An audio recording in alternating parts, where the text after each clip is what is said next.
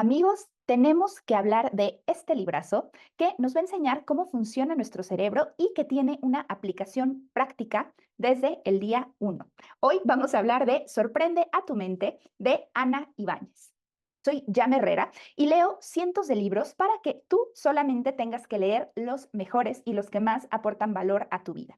El día de hoy traigo este libro que me gustó muchísimo. La neurociencia es uno de esos temas que realmente me apasionan porque creo que entender cómo funciona nuestro cerebro nos quita muchísima carga emocional, nos enseña cómo funcionamos los seres humanos y sobre todo nos ayuda a gestionar los desafíos de la vida. Este libro de verdad es increíble. Ana Ibáñez es una entrenadora de personas de alto desempeño. Es una investigadora de neurociencias, tiene un perfil muy divulgativo, fue deportista de alto rendimiento, ha trabajado con líderes y ha coordinado equipos de alto desempeño en proyectos sumamente interesantes y está muy metida en aplicar la tecnología más moderna a el entrenamiento cerebral. No sé si se alcance a ver acá, pero ¿estás ahí? Sí. Es muy joven, es una española y me gusta mucho el trabajo que hace porque creo que realmente cuando alguien domina su campo y le apasiona su campo, tiene la facilidad de explicarlo de una manera muy simple, muy concreta y no por eso menos profunda o menos relevante.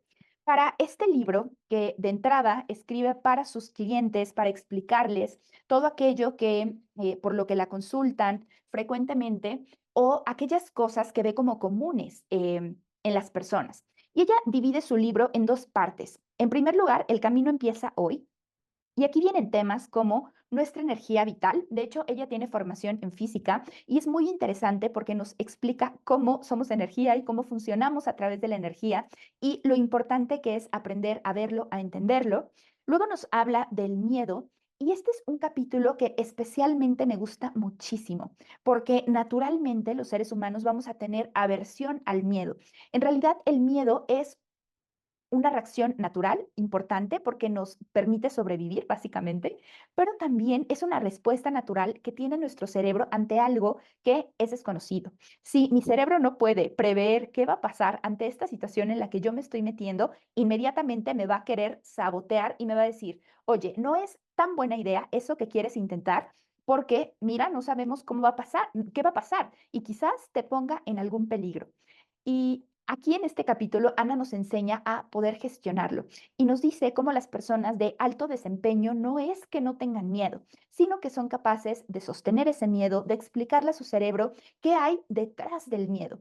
Y por detrás me refiero a cuál es la motivación para sostener, por ejemplo, una situación incómoda. Si te da miedo hablar en público, pero lo tienes que hacer porque es parte de tu trabajo o porque es algo que te va a llevar a desarrollarte, bueno, explicarle a tu cerebro, mira cerebro, lo quiero hacer porque esto me va a permitir seguir construyendo mi carrera como speaker, por ejemplo. Eh, y aunque nos dé mucho miedo, y Ana nos habla de dos miedos básicos, el miedo a no ser suficientes y el miedo a que no nos quieran, como estos detonadores esenciales que todos tenemos y que nos pueden llegar a paralizar. Entonces, bueno, ese es un capítulo en especial que me parece muy interesante.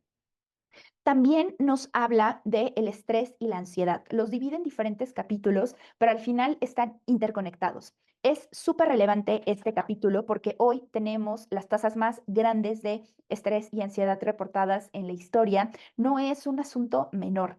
Te contaba en otros espacios, como en el informe Gallup, nos dice que el 46% de las personas trabajadoras están estresadas todos los días. Esto no es menor. ¿Por qué? Porque cuando estamos en un estado de estrés sostenido, crónico, nuestras capacidades cognitivas se deterioran, es decir, pensamos peor, somos menos creativos, tenemos un desgaste físico y emocional. Ana nos enseña cómo hay una gran diferencia entre el estrés positivo y este básicamente es aquel que podemos sostener porque nuestro cerebro sabe que es algo que nos va a hacer crecer, que sea algo que nos apasiona, que tiene un fin positivo. Ojo acá, que aunque sea estrés positivo, no podemos sostenerlo en el tiempo y no lo podemos hacer sin un tiempo determinado. Es decir, puede ser que yo tenga un proyecto súper interesante en puerta y yo sé que voy a trabajar una semana de manera muy intensa, que voy a sostener ese estrés, pero mi cerebro tiene que saber que eso va a acabar.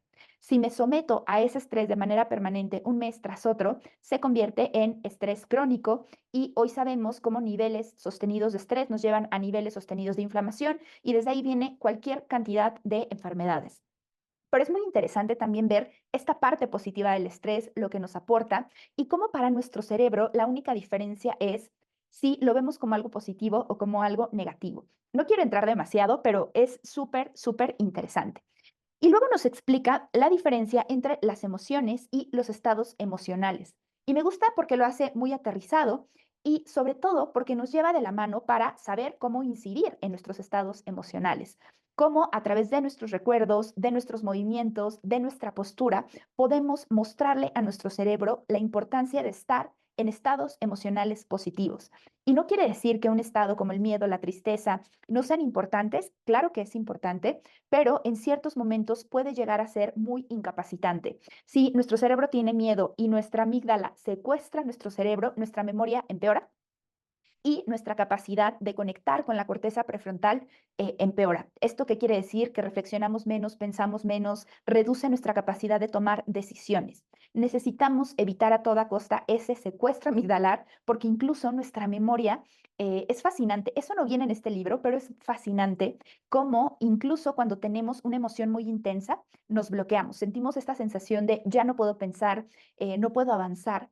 Y lo que sucede es que literalmente estamos bloqueados. Tenemos que generar estados emocionales más positivos para salir de ese estado. ¿Por qué? Ahí, desde la emoción positiva, es donde podemos recuperar nuestra capacidad de memorizar, de aprender, de reflexionar, de tomar decisiones y de estas funciones cerebrales más refinadas o más complejas que son tan importantes en la vida. La segunda parte del libro nos habla sobre el desarrollo de nuestro potencial y lo abre con el que yo creo que es mi capítulo favorito de este libro y es sobre la diferencia entre la atención y la concentración. Lo explica de una manera simple, clara y eficaz para que mejoremos nuestra concentración. Ella nos dice cómo atención tenemos todos y todo el tiempo estamos atentos mientras estamos despiertos. Concentración es otra cosa. Para que nos concentremos, nuestro cerebro tiene que, uno, tener energía suficiente, dos, tiene que tener un motivo claro de por qué nos estamos concentrando, tiene que haber un beneficio, y tres, tiene que estar alineado con nuestra forma natural de aprender o con nuestros talentos naturales.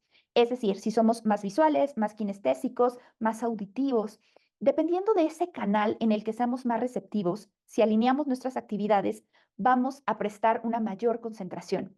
También nos habla de la importancia de intercalar periodos de concentración y cómo tenemos que motivar a nuestro cerebro dándole un tiempo muy específico de concentración, dándole una recompensa a corto plazo después de ese periodo y también cómo tenemos que darle muy claramente este beneficio a mediano y largo plazo.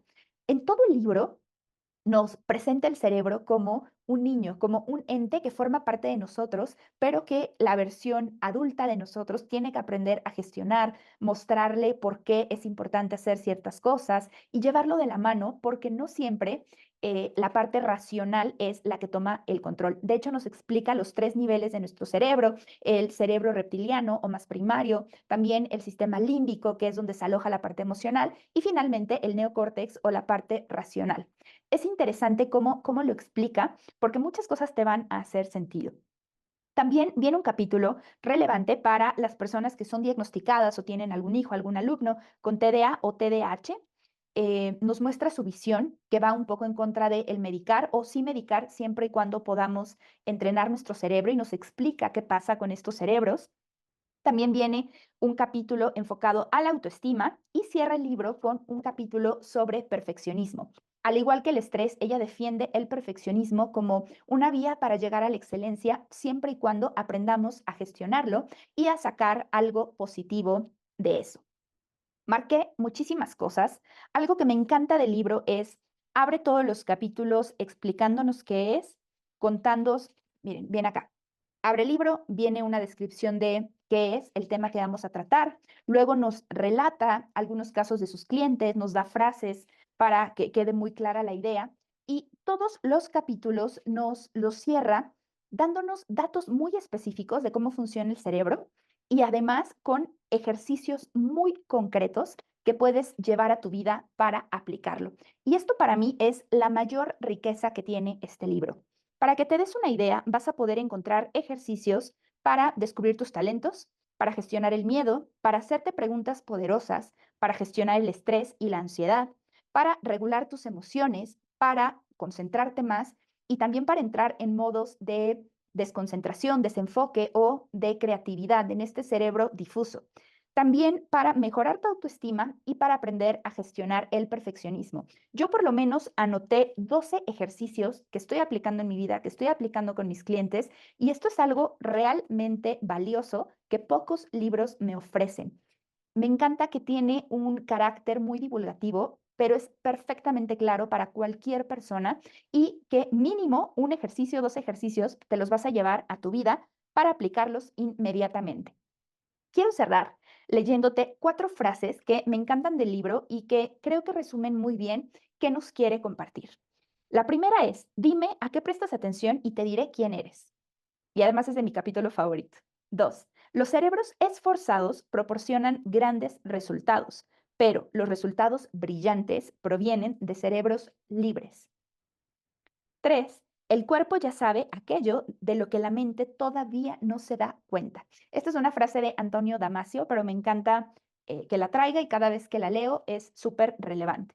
Y finalmente nos dice, la autoestima es el coraje de ser uno mismo. Así que bueno, espero que con esta breve revisión de lo que vas a poder encontrar en el libro se te antoje. Lo recomiendo si eres terapeuta y acompañas a algunas otras personas, si eres docente, si eres padre de familia o si te interesa algunos de los temas que te he mencionado. Yo lo valoré con un 10 de 10. Te invito a seguir a Ana en sus redes sociales. Me encanta todo el trabajo que hace y te lo recomiendo sinceramente. Y si te gusta esta clase de contenido, te invito a dejarme un comentario, a compartirlo con las personas que creas que deben de leer este libro y que me escribas también de cuál te gustaría tener una recomendación. Me encuentras en todas mis redes sociales como @jamherreracoach. Te dejo un beso y nos escuchamos en el siguiente libro.